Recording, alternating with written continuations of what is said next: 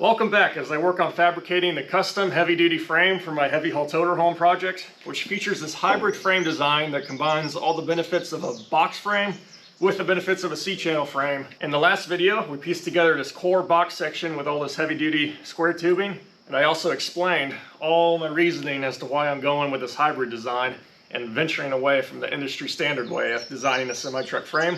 So if you haven't seen my last video, I highly encourage you to go check that one out first, because that could help clear up any questions you may have. So in today's video, we're going to work on actually mating the C-channel frame to this box section, which means I have to finish welding out this core section and also add the bracketry that goes on the ends of these cross members that tie the C-channel frame to this core section, so that the C-channel frame rails will be able to unbolt from this core section. And this is going to be one of those build processes where we completely build it out, weld it all together solid, and then unbolt it all and get paint into all the nooks and crannies, and then do a final reassembly of all the components at the end. I have the tops of these square tubes welded, have some weld on the inside there, and then the tops of all these cross members here. And when it comes to welding, horizontal welds are so much better than vertical welds, because vertically you have gravity fighting against you, whereas horizontally gravity's doing you a favor and sinking that material in deeper. So with horizontal welds, you can combine both good penetration and a good looking weld. So instead of going through and hitting all these welds vertically, I'm going to lift the frame up and rotate it around and get it oriented to where I can hit all these welds horizontally, which is why the skid steer's in here. So let's work on rigging this up and go through that whole process of completely welding this whole box tube core.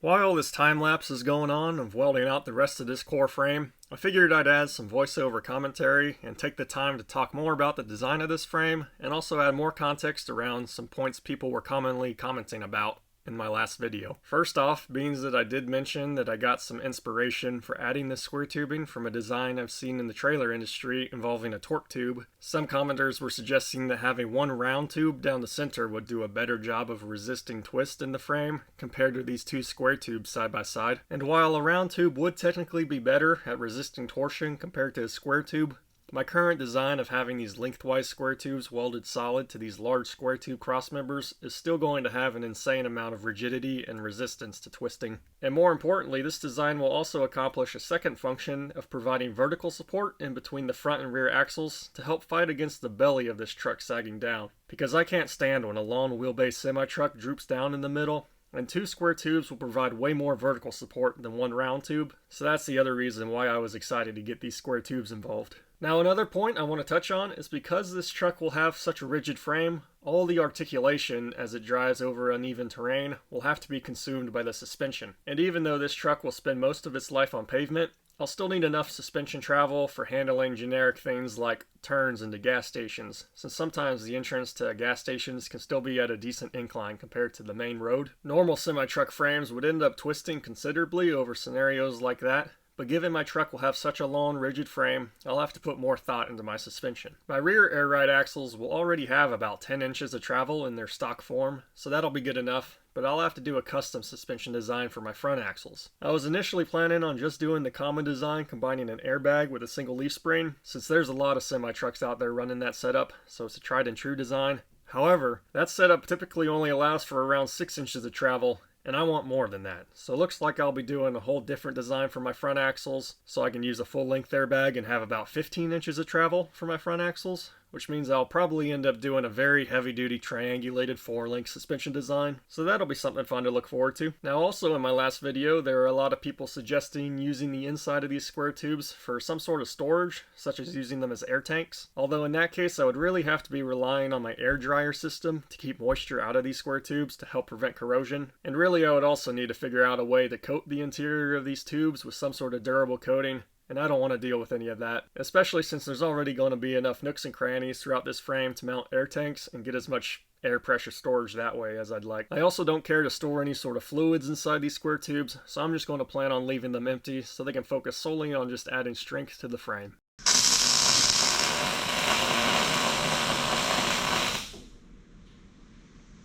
Now when welding, it's super important to make sure all your skin is covered. Otherwise this violent sun that I'm holding in my hand will give me a really nasty sunburn. Although in the summer, I don't really feel like sweating a whole bunch in a full-fledged thick welding jacket. So I just get by ragging out my old fishing shirts since they're really lightweight and also have a high SPF rating. However, I'm about to go home to Florida because every year around this time my family gets together for a vacation on the coast where we spend all day on the water and catch a lot of fish. So I need some fresh summer clothes to replace these old clothes that I've wrecked in the shop. But thankfully I'm teamed up with Huckberry this summer, and they've been decking me out in some of the nicest clothes I've ever had, like this fresh sun shirt and swimsuit, for example. I also got this style of sun shirt to try out, and these are made by a brand called Proof, which uses merino wool as the fabric, which I'm already loving a lot more than the old polyester shirts I was used to. And I'm happy to phase out polyester from my life anyways, since it can have some negative health effects. I even got this other really nice button-up fishing shirt and more swimsuits, so I'm definitely ready to rock and roll for my upcoming Florida trip. Huckberry also offers some really good bundle deals where you can buy multiple items from a category and that'll immediately knock 15% off the price. For example, my fishing shirts were bundled, my swimsuits were bundled, and I even got some nice fresh pants bundled together. These are made by Flint & Tinder. Huckberry is a lifestyle and outdoor retailer that acts as a one-stop men's shop for the highest quality apparel, footwear, content, and gear with best-in-class products and brands. And they have a wide variety of anything you could ask for. And their annual summer sale is live right now, but it ends soon on July 29th. So click the link in my description because now's the perfect time to explore what Huckberry has to offer and capitalize on their summer sale. And thank you Huckberry for sponsoring today's video. Here I am welding end caps on these square tubes, and on my last video many people also suggested various coatings for the inside of these tubes, or pouring oil into them to slosh around to prevent corrosion, or purging the inside of these tubes with welding gas. Although I've decided I'm just going to leave the inside of these as bare metal. The reason being is that these tubes will already be completely sealed off from the outside world, so the only air and moisture that would be interacting with the bare steel inside would be what is left trapped in there after welding is complete. So that in itself is going to make the inside environment not very vulnerable to rust, meaning iron molecules and oxygen molecules are combining to create rust. But if the only oxygen around is what is trapped in there in the first place, then there's only enough oxygen to potentially create a little bit of surface rust, which would not cause us to lose any strength, so it wouldn't be an issue. And then there wouldn't be any more oxygen left to support further rusting, so we should be good to just leave the inside of these square tubes alone as long as I make sure they have no leaks. Evolution sent out this really awesome chop saw that's designed specifically for cutting metal, as well as a stand to mount it to. So let's get this stuff unboxed and set it up, and then that'll make it really easy to cut out the rest of the cross members we need for this frame. That's the magic right there. These teeth slice right through steel.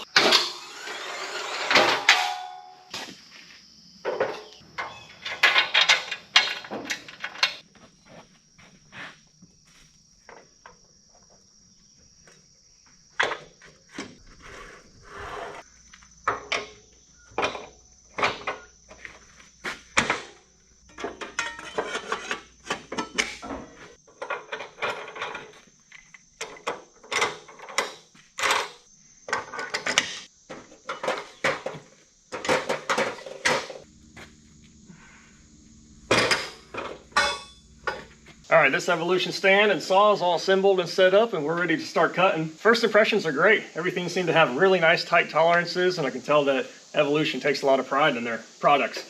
And then it has all sorts of different features, like these little support arms, clamping arms, and this metal I'm using for my cross members is 3/8 inch thick. So that's some thick stuff to break this all in on, so let's see if it can handle it. Let's start with cutting a nice fresh square edge on the end of this tube. And the thing with cutting square tube is that when it's oriented flat like this, the blade really has to work hard to get through this horizontal section, but then it slices really quickly through the vertical section. But if you're able to clock the square tubing like that, then the blade's able to interact with a very similar amount of metal throughout the entirety of the cut, and that makes for a smoother process and less stress on the blade. So Evolution kept that in mind and made these little sleeves with the ridges that allow these to slide over these clamps, and then you're able to secure your square tube at this angle. Same thing for this top clamp too.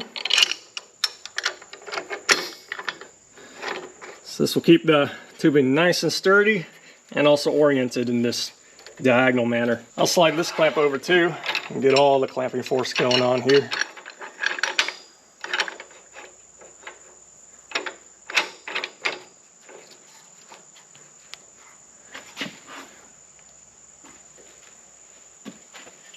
All right, let's give it a go.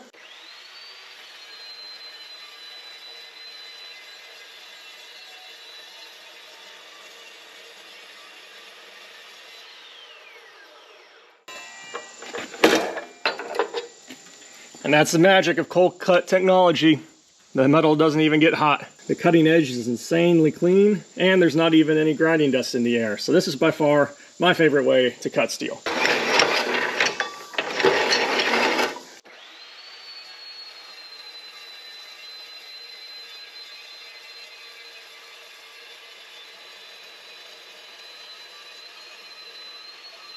Alrighty, I need some nice holes drilled in this cross member, and thankfully Evolution jumped in to support me in that department too. The electromagnetic base of this drill can apply over 2,800 pounds of force, so that holds it really securely to whatever steel I'm trying to drill into. And once this magnet is turned on, I can slowly drill through the steel, and these annular cutting bits just drill through anything so nicely. Doesn't matter how thick the metal is, these things drill amazing. And this also includes an automatic oiling system that drips oil to cool and lubricate the cutting tip. So let's drill this hole.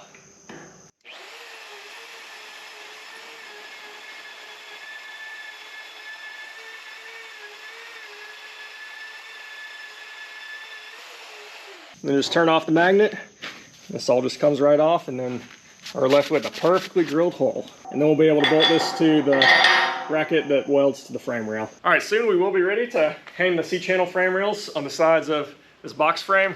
However, I only have one set of frame rails back from the sandblaster so far. If you guys have been watching the videos, you saw that I tore down 2 military trucks because I already have plans of tearing those down to use their parts for another project. However, that left us with the heavy-duty frame rails that I wanted to repurpose for the ToterHome. Although one set of frame rails from the military trucks isn't long enough for this ToterHome project, so we got to splice 2 sets together with a splice here in the middle. And I'm still waiting for the second set of frame rails to get back for the sandblaster.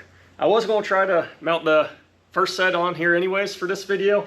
However, I'm already late for getting home to Florida, so I really need to get on the road for that trip. So I ran out of time for getting as far as I wanted in this video, so this is as far as we'll be able to get on the frame construction. However, in the next video, I'll make sure it's a big one, focused on finishing out the rest of this frame, because I'll have the second set of frame rails back at that point. And in that video, we'll build out the other design feature that I haven't shared with you guys yet, that's going to make this frame even more unique. And it involves even more square tubing, and that's all I'll say right now. So sorry we didn't get further along with the frame in this video, although if you saw the last video, you saw that I did a repair on the excavator. However, earlier this week, I already broke the excavator, and then I repaired it again. So here's that footage for the rest of this video, so hope you enjoy.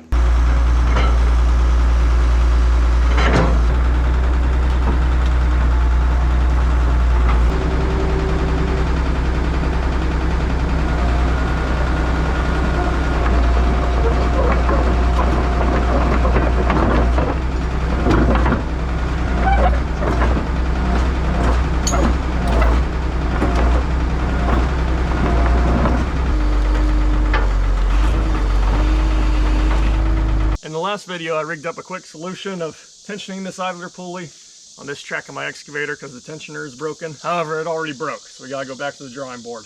The tabs that the chain slots down into, these outside here snapped off. And then I just tried to weld the chain here solid, just to buy me some time for the heck of it. And then it still snapped here at this link when it was weakened by some welding. So both sides snapped, but I still have hope for this design. I think we just need to level it up a few notches to some heavier duty parts. I cut these tabs out of this chunk of steel I had laying around.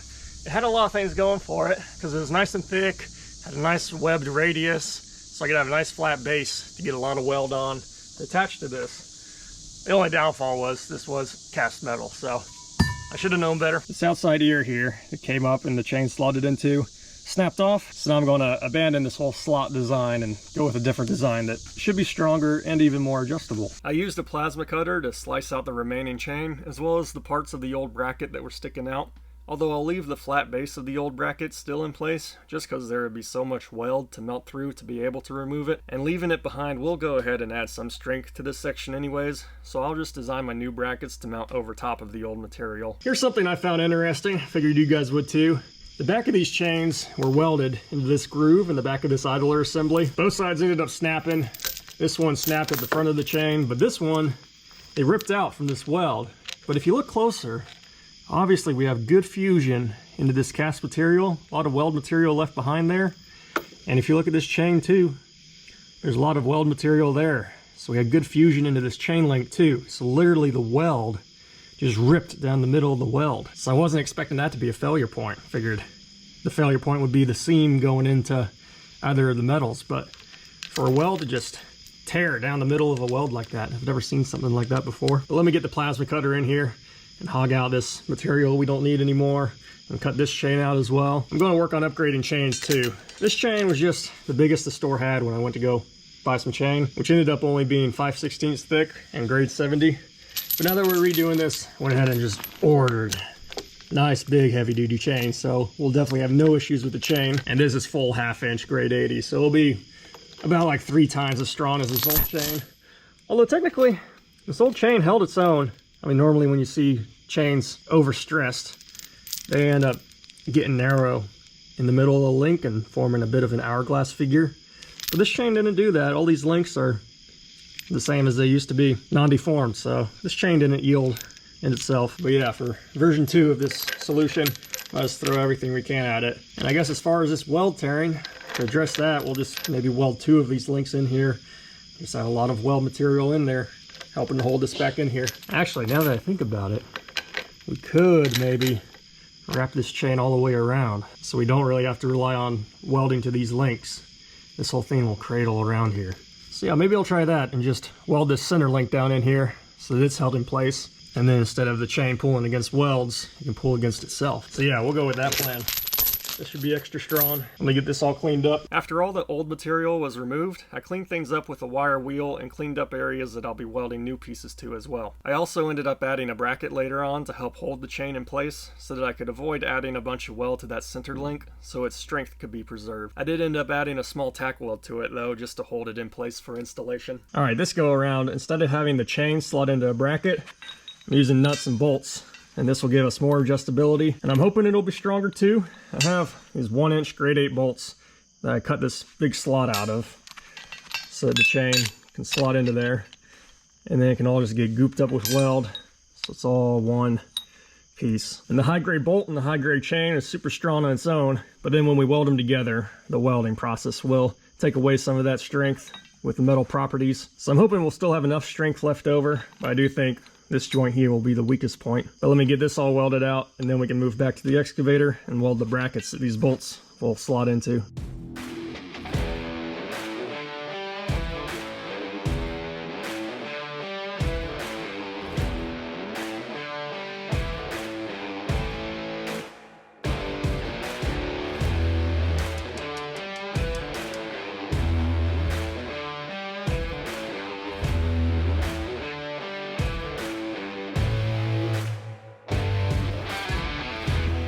This idler's ready to go back in the machine.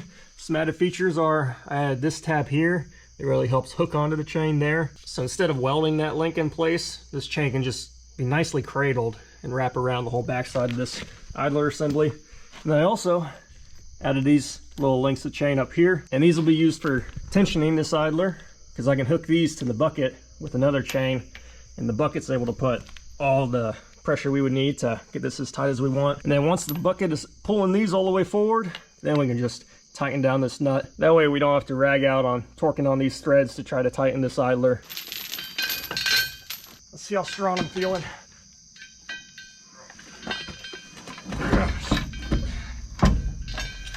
Try to use this jack to help get it over that lip.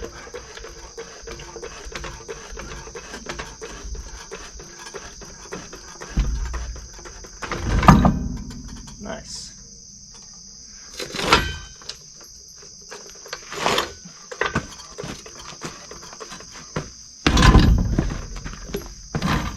That worked out good. I did gnaw this piece out of some thick square tubing. Drilled this nice hole with the mag drill. It's a perfect size for the bolt.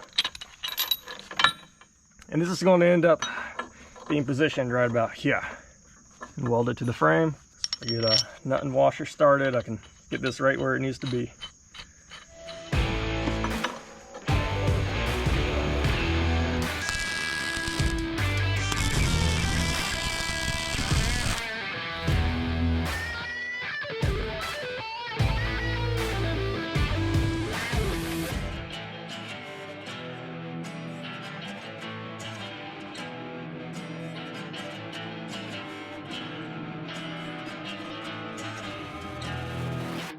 All right, those pieces are welded in.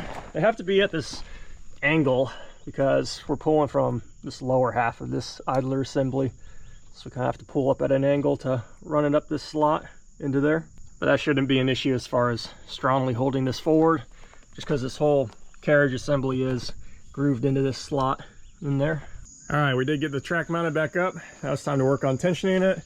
So we'll pull it forward with the bucket, because then we have to still travel a good ways forward before the bolt even reaches this bracket. And hopefully I place this bracket right where it needs to be. I kind of estimated with that. I have the bucket pushing down, lifting this machine up a little bit.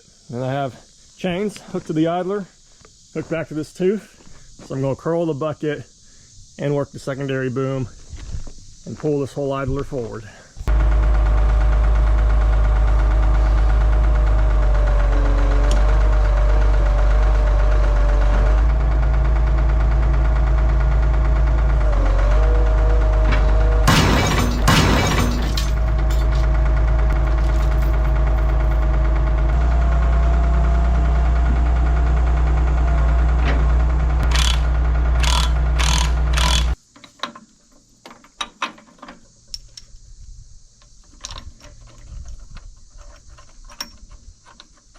It's looking like I got these brackets positioned pretty good. Let's see how this side tightens up.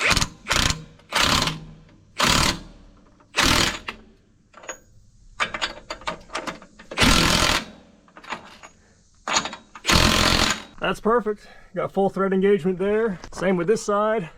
This track is nice and perfectly tensioned now. So we'll end up with another 3 inches of adjustability over the rest of the life of this machine. Hopefully that buys me the rest of the life of this machine with however much more the track feels like stretching. And obviously we'll run out of threads at one point, but then we can just start stacking washers or some sort of spacer there to make use of the rest of that shank. Now let me set it down and unhook all these chains and track it around, see how it behaves.